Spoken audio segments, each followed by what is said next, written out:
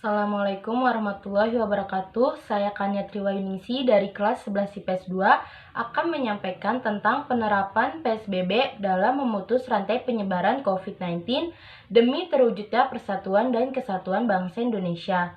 Dalam meningkatnya jumlah kasus virus corona atau COVID-19 di Indonesia, membuat Menteri Kesehatan Indonesia Terawan Agus Putranto menyetujui pembatasan sosial berskala besar atau PSBB untuk wilayah DKI Jakarta. Pertama, saya akan menyampaikan apa itu PSBB. PSBB atau pembatasan sosial berskala besar diatur dalam Peraturan Menteri Kesehatan atau Permenkes nomor 9 tahun 2020 tentang pedoman PSBB dalam rangka penanganan Coronavirus Disease 2019 atau COVID-19. Dalam Permenkes tersebut disebutkan bahwa PSBB adalah pembatasan kegiatan tertentu bagi penduduk dalam satu wilayah yang diduga terinfeksi virus corona. Tujuannya untuk mencegah adanya penyebaran virus corona yang lebih besar lagi. Dalam pasal 2 Permenkes itu disebutkan bahwa sebuah wilayah baru bisa ditetapkan dalam status PSBB jika memiliki 2 poin ini. Yang pertama, jumlah kasus dan atau jumlah kematian akibat penyakit meningkat dan menyebar secara signifikan dan cepat ke beberapa wilayah.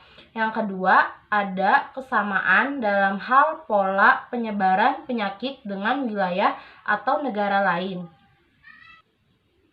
Jika melihat 2 poin di atas, wilayah DKI Jakarta telah memenuhi persyaratannya. Apalagi DKI Jakarta menjadi epicentrum penyebaran virus corona terbesar di Indonesia.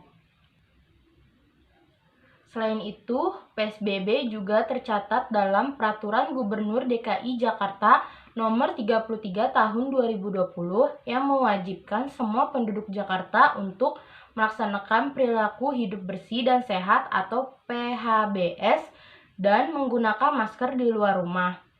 Berbagai hal yang dibatasi di dalam PSBB yaitu yang pertama, aktivitas di sekolah dan tempat kerja. Yang kedua, kegiatan keagamaan.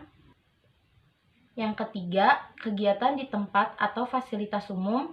Yang keempat, kegiatan sosial dan budaya. Yang kelima, operasional transportasi umum. Yang keenam, kegiatan lainnya dalam aspek pertahanan dan keamanan. Apa yang akan dilakukan aparat pemerintahan bila menghadapi warga negara yang tidak mematuhi aturan PSBB?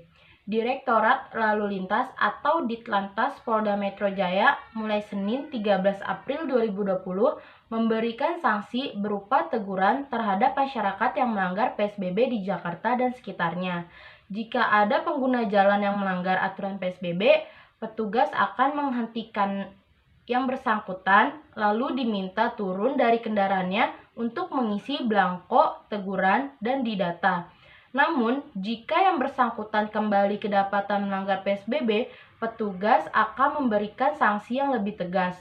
Pelanggaran PSBB akan dikenakan sanksi berdasarkan Undang-Undang Nomor 6 Tahun 2018 tentang kekarantinaan kesehatan berupa kurungan penjara paling lama 1 tahun atau pidana denda paling banyak 100 juta.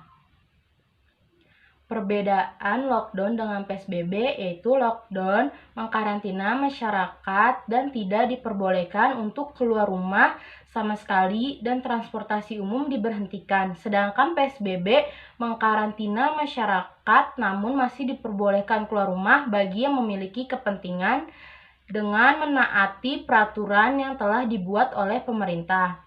Bagaimana cara kita mempertahankan persatuan dan kesatuan di tengah wabah corona di Indonesia? Cara kita mempertahankan persatuan dan kesatuan di tengah wabah corona di Indonesia adalah tidak mudah termakan atau percaya oleh isu hoax, tetap percaya atas kebijakan pemerintah, dan melakukan kegiatan sesuai arahan dari pemerintah. Jadi, kita harus mematuhi PSBB demi kenyamanan bersama dan demi memutus rantai penyebaran virus corona COVID-19 di Indonesia. Sekian dari penjelasan saya, kurang lebihnya mohon maaf. Wassalamualaikum warahmatullahi wabarakatuh.